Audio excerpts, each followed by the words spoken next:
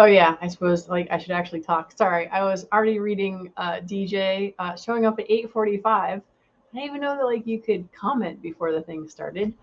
And Guns and Barbecue gave me the first thumbs up on YouTube. Yeah, so DJ way earlier than normal. I know I've been starting early lately, but not tonight. I was at a CCDL dinner, which is our Connecticut Citizens Defense League, and Guns and Barbecue. Good job. I was thinking, I'm like, oh, I got to get on and get off because I got to get to barbecue at 10 o'clock. I think that's when you're doing barbecue. So, anywho, poof. I'm out of breath because literally I just ran down from the car because the CCL dinner is currently still going on and my husband and children are still there. And I hopped in the car. And yes, so Francie, I just want you to know Harding was looking for you. He's like, "Where are you? Is she there? Were you there? I don't even know." Um, so anyway, because he's like, is she here?" And I'm like, "I don't know. I didn't see you." So anywho, and I had to click on super fast because Facebook gets mad when you schedule something and if you're late. So okay, we're gonna go to Zen. Hold please. I need to take a breath. One moment. All right. It's Saturday. So what does that mean? Tonight is Suicide Prevention Saturday. Which also reminds me, I have a little banner. So for all of you who do this every weekend, if I show up and I forget to put this on, let me know. I know I've had lots of guests on lately, so there's a lot of that. And um, I don't know. I just want to try to remember to have this because that's important to me. Because Suicide Prevention Saturday is because 2 out of every 3 gun deaths is a suicide. And I think it's very dishonest of the media to call it gun violence because when you think of violence, you think of force on force, someone beating somebody else up, something like that. Suicide is not something that I think really should be categorized as gun violence because it's a mental health problem and it's a horrible mental health problem. And well, that's just that. So, Suicide Prevention Saturday. Hi, my name is Brooke Cheney. I am the owner and instructor here at a Great Start Shooting School. That's all my stuff behind me. That's my logo up there. And that's my name over there. So, for those of you who are new, welcome. This is short. When it's just me and you see no one else, we don't go for an hour or an hour and a half like the last 2 episodes I've had.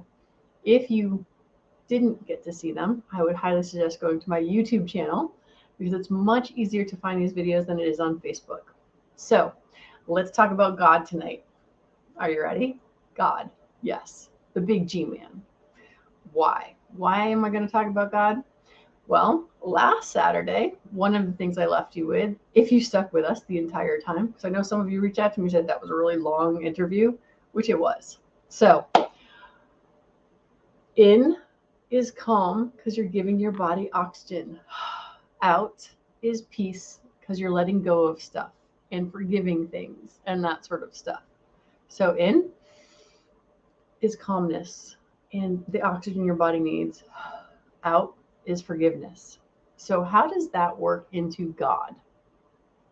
Well, studies have shown that those who have faith generally tend to be happier. And faith is something that almost seems like you're not allowed to be faithful anymore. You're not allowed to be a Christian, Catholic. Oh no, all the guilt. You can't be Jewish. All of these things, right? People like, oh, it's just guilt and horrible things, and people do horrible things in the name of religion and all of this. But studies show if you have a faith, a true belief in something more than you tend to be happier. And I'm going to say that the faith I probably know the most about is Christianity. I've been baptized more than once. And so, but I've also actually read the Bible. And even those of you who are not into Christianity or that, the Bible is an amazing book, if for nothing else. It's got some really good ideas. One of the things, and I'm not as good as like my little brother about this, but one of the things is never let the sun set on your anger. So remember how we started with the breath thing of calm, peace, letting go of your anger and making sure that you don't go to bed angry is so important. I had this conversation with my 14-year-old just yesterday. And I'm sorry, I have to pause for a moment because A, I'm not looking at comments, but B, somebody had asked me the other day how many viewers I wanted. And I said 10 would be nice. And y'all just hit 10. So I just had to throw this on. And I don't know what we were talking about when I missed all of your comments. I just popped up there. So don't let the sun go down on your anger. My 14-year-old and I were talking about this just yesterday. And yesterday was Friday. Yes? Okay. Thursday was an exciting day. And when I mean exciting, I really mean challenging. And there were lots of weird things that happened on Thursday. And I left the house with my daughter in tears. And it was to go save my mother from the hackers. But really what it was, I had to go get my husband who wasn't answering his phone and that sort of stuff. So the worst feeling was leaving somebody in tears. And when I got to where I was going, the Boy Scout meeting, I started talking to them like, I really have to go back because I left her in tears and it's the most horrible thing. So the reason we don't leave, let the sun go down on our anger is because we don't know when our last time of seeing that person is. Now, how does that play into God? Well, if you believe there's more than us, that there is a heaven that you may go to, or an afterlife, or whatever your belief system happens to be. I don't know all of them, but there's always going to be more. So forgiveness. Number one, for ourselves and for others. So where am I? I'm so very, very lucky. Yeah. All right. So let's see. Believe in something, not huge Bible guy, but hugely believe in karma, power, universal reason. Right. There are 5 million things. And here's my thought. My thought when I was learning about Christianity is God, being an omniscient person, entity, must have known there was more than one way. In the Bible, it does say there's only one way, and that's through Jesus Christ. However, I think God's smarter than that, because I always figured the little pygmies, sorry, I don't know if this is horrible, but like the people that are out in the remote areas that will never see a Bible, will never read a Bible. I'm like, there's got to be some way for there to be saved, because the God that I know is the one who we talk about love and forgiveness. So, but the Bible stuff, like I said, lots of amazing stuff. Peace, forgiveness, wholeness, knowing that the forgiveness is the greatest gift from God, as far as I can tell, because why was Jesus here? To pay for our sins. The other part of the Bible is it's one of the most widely read books in the world. So it's the first bestseller self-help book out there. And I am just rambling again, so I apologize. This was going to be really short because we had lots of talking over the last week. You guys have like 2.5 hours from me since last Saturday. So super short. All right. Focus. Try not to go to bed angry. You never know when the last time is that you're going to see someone. Make sure you say goodbye or I love you or whatever it is that's important for them to know. Pick up that phone, call someone, let them know you're thinking of them. These are the simple things that can help people. And you never know when you've inadvertently stopped a suicide. We need connection. We need to see faces. We need to see smiles. We need to have conversations. We need to know that someone is thinking about you. And I have absolutely been the sorry, darn it, I read some. All right, I'm just gonna have to put it up now.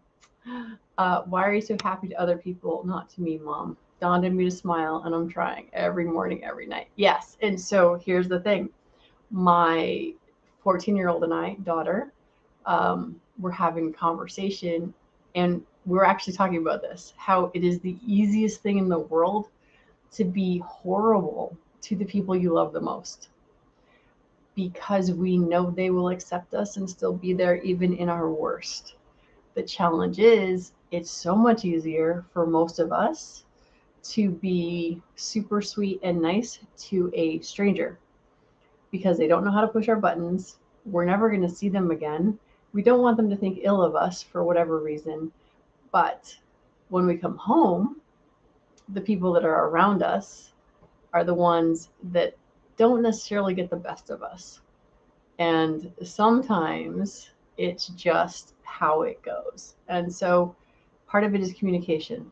Number one, communication with yourself, and then communication with those around you. And ideally, we want to break the habit of trashing our best friends, our loved ones, etc., our family. Now, some family is harder to be good to than others, but our children, our spouses, our parents, yeah, my mom would tell you there are times where I've been less than graceful around her, and vice versa. And my daughter will also tell you there are times I am less than graceful and nice around her as well.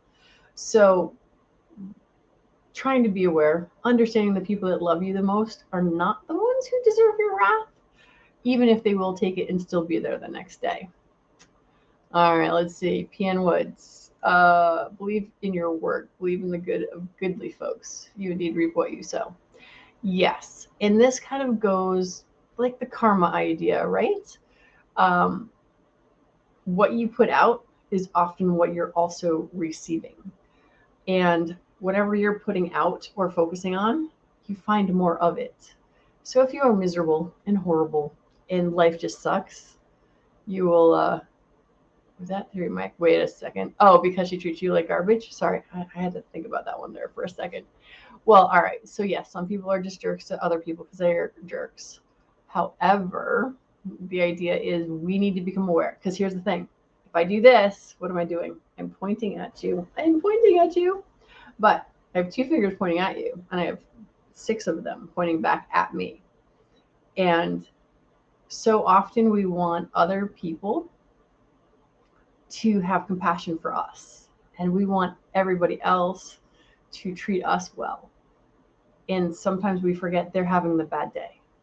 So, and yeah, it's tough. It is tough. It's hard to always be nice and on. And I'm not sure. I believe awareness of what we're doing and why we're doing it helps us realize, oh, wait a second. This is my kid. This is my child. This is my husband. This is my wife. This is whoever, my mom, my sister, that sort of stuff. It's understanding that, ooh, we need to be gentler to ourselves, because the sooner we're gentle to ourselves, then it becomes easier to be gentle to others. So I'm glad that I can make Guns and Barbecue laugh, though. It's all good. So that's my karma for tonight. I made Guns and Barbecue laugh, therefore I am done. Anyway, have a belief system. Believe there's more than you. One of the beauties of that is everything is no longer your fault, or it's not all on your shoulders. When bad things happen, knowing that or believing that there is a bigger picture for you and you're exactly where you're meant to be. These are the sort of things that can help you when you are distressed and upset. Why, thank you, sir. I appreciate that, DJ. And just all of you who've not ever talked to DJ, because all of you just see his comments, he really does have a DJ voice for sure. So, and you're welcome, Catherine. So, all right, for real, it's 15 minutes. I'm like gonna be done here, but I could go on forever.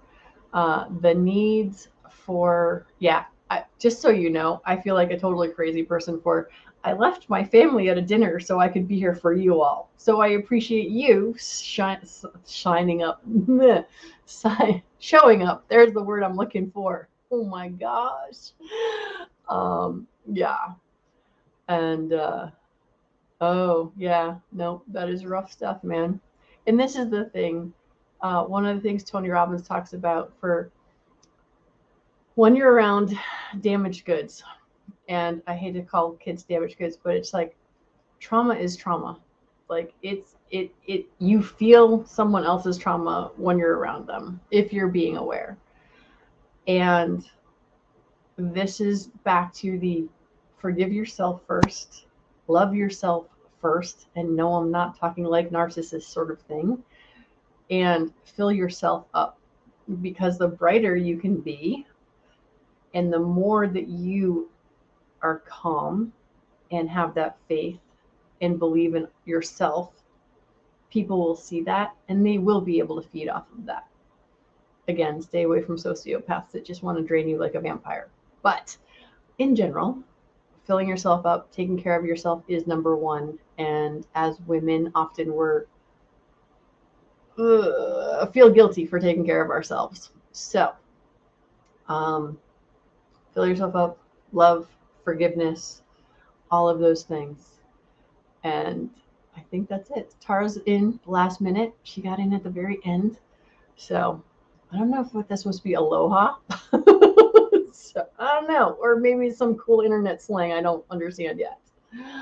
So you are welcome, PN. And I'm really going to go because, like I said, y'all have like 2 hours worth of show, 2.5 hours worth of show from last Saturday and Wednesday. For those who didn't catch any of that, I will ahoy. Oh, is that what that was supposed to be? Thank you for translating.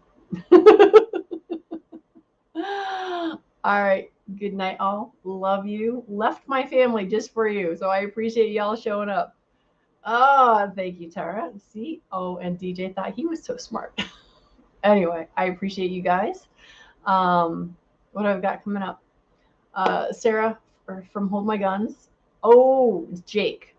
If you guys saw Wednesday's event bonus session, Jake agreed to come back next Wednesday if we really want to get more into the weeds for suicide prevention, talking about what some of the real actual things that need to start to happen in our society to help people. If y'all give me a bunch of thumbs up or comment on Jake's interview, which was last Wednesday, like I said, YouTube is better to find because I also didn't do the full thing on Facebook. All right. Good night, all. I'm really going to go now. I will see you later. I got a long class tomorrow. It's very exciting. All right. Good night.